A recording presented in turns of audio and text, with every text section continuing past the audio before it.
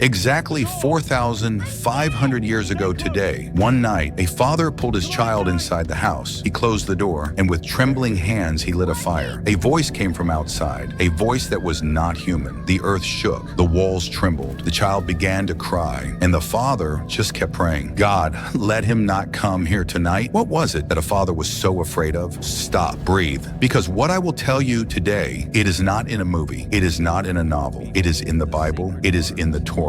It is in ancient tablets, and today I will open it all to you. And it came to pass, when the daughters of men began to multiply on the earth, and daughters were born to them, that the sons of God saw the daughters of men, that they were beautiful, and they took them as wives for whom they chose. Who were the sons of God? Scholars have been arguing for 3,000 years. Some say sinful men, some say royal families. But on the oldest translation, the Greek Bible, written in 200 BC, it says the angels. These were angels who broke their bounds, who left heaven and chose the path of earth, and what was born was the Nephilim. The Book of Enoch says 200 angels were appointed in heaven. Their job was to observe the earth, to protect mankind. Their chief was Semjaza. One night, Semjaza said to his companions, I have seen human women. I want children from them. The other angel said, it is forbidden. God will be angry. Semjaza said, if you all swear to me, I will come down. 200 angels swore. They came down to the mountain, Mount Hermon, the same mountain that still stands today on the border of Syria and Lebanon. And from there, the world changed. The Nephilim were on the earth in those days. And also after that, when the sons of God came into the daughters of men, and they bore children, these were the mighty ones, who were men of renown, who were of old. The Book of Enoch tells us, when the Nephilim were born, they kept growing. They did not stop. Their height reached 300 cubits. That is about 135 meters. They kept eating. All the grain of the earth was gone. All the animals were gone. Then they began to eat humans. And in the words of the Book of Enoch, the earth cried out against them. The earth was crying out.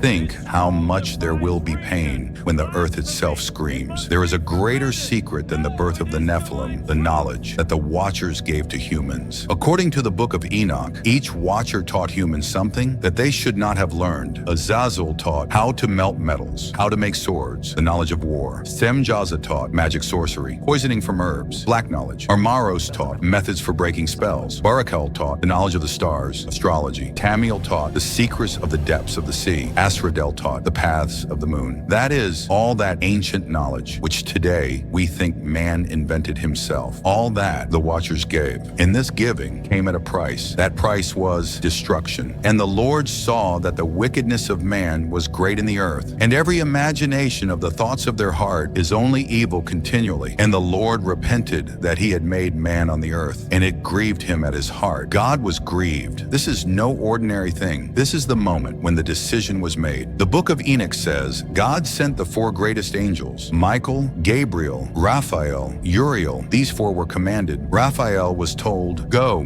bind Azazel, throw him into the dark pit, cover him with stones, and he shall remain there until the last day. Gabriel was told, go to the Nephilim, make them fight among themselves. They shall die by their own hands, for they shall not live long. Michael was told, go, bind Semjaza and his companions under the hills of the earth for 70 generations until the day of judgment. And then the flood came. We always thought of Noah's flood as a religious story, but look at it from the Bible's perspective. The flood was caused by the Nephilim. It wasn't because of human wickedness alone. It was because of the pollution that came from the mixing of angels and humans. Noah was a righteous man and perfect in his generations, because at that time, the Nephilim had so polluted the human race that there were very few pure human children. One of the wives of Noah's sons was a descendant of the Nephilim, and so that blood went on. And the Bible testifies to this. There we saw the Nephilim, the descendants of Enoch, who were of the Nephilim, and we were in our own sight like grasshoppers, and so we were in their sight. And the Nephilim and were still around. The Bible even gave the names of some of the Nephilim. Og, the king of Bashan, for Og, king of Bashan, was the last of the Rephaim. His bed was of iron. Isn't he in Rabbah of the children of Ammon? 9 cubits was the length thereof, and 4 cubits the breadth thereof. This was the size of his bed. A man's bed is 6 feet. Og's bed is 13 feet. How tall must he be? And there went out a champion out of the host of the Philistines. His name was Goliath. Goliath, he was of Gath. His height was 6 cubits and a span. And the Bible says Goliath was not alone. He had 4 brothers, all Nephilim. And these 4 were born of the descendants of Rephaim, and they fell by the hand of David and by the hand of his servants. They are dead. They will not live again. They are dead. They will not rise. Therefore you have punished them and destroyed them and have blotted out every memory of them. But Sheol is stirred up from below for you to meet you at your coming. It stirs up the spirits of men, the Rephaim, all the kings of the earth. They shall rise from their thrones for you. And this is the secret that Enoch told, that the bodies of the Nephilim died, but their spirits, because they were half heavenly, could not go to heaven. And because they were half earthly, could not die completely. They wandered the earth. And these spirits, according to the Book of Enoch, are what we call today the demons. Now I will tell you what archaeologists saw and hid from the world. According to the Bible, the Nephilim lived in Canaan in 1928. Archaeologist Julio Tello excavated, found long skulls. A normal human skull has 2 bones. The Paracas skulls had, this is not possible due to cranial deformation. You cannot change a skull bone by tying a bandage. A DNA test was done in 2018. The result was the mitochondrial DNA does not match any known human race, neither European, nor Asian, nor African, nor American, nor Polynesian. The scientists wrote, this was probably a population that we do not yet know about. Then silence. Remember the Book of Enoch said, the Watchers landed on Mount Hermon. Today, Mount Hermon is home to the world's largest UN monitoring station. No one is allowed to go there to dig. Why? No one says. Between the 1800s and 1900s, giant structures were found in more than 40 states in the United States. This evidence is against the theory of human evolution. It is not appropriate to show it to the public. They buried history. The Book of Enoch says that some of the Nephilim went into the sea. The Bible mentions Leviathan in Job 41. Fear is around his mouth. His eyes are like the first rays of the morning. Torches go out of his mouth. Coals are kindled by his breath. Who is this? And he will not lie with the uncircumcised, who are gone down to Sheol with their weapons, and who have laid their swords under their heads, and whose iniquities are on their bones. And the angels who did not keep their own domain, but left their own proper dwelling, them he has reserved in everlasting chains under darkness for the judgment of the great day. The angels left heaven, the giants were born, the earth was destroyed, the flood came, all were drowned, but one little man was saved in the ark, and you are his descendants today. This Bible story is not just from the past. In every era has a story. In every era, the powerful come, crush the weak, suppress the truth, erase history. But in every era, there is also a Noah who does not drown even in the flood, who continues to walk even in the storm, who stands even in front of the giants. A storm comes in your life too. Giants come in front of you too. But remember, even in front of Noah, the whole world laughed. The whole world said, he is crazy. He built the ark. The storm came and he survived. Build the ark. Don't be afraid of the storm. The giants always lose. God sent the giants, but for man, he threw down the angels, but saved man. He brought the storm, but also gave the ark, because what wants to destroy you, God hides your salvation in it. The Nephilim were on earth, not today. Your problems too, when we're here, will not last forever. Send this video to someone who is broken today. Tell them even giants die and humans still live.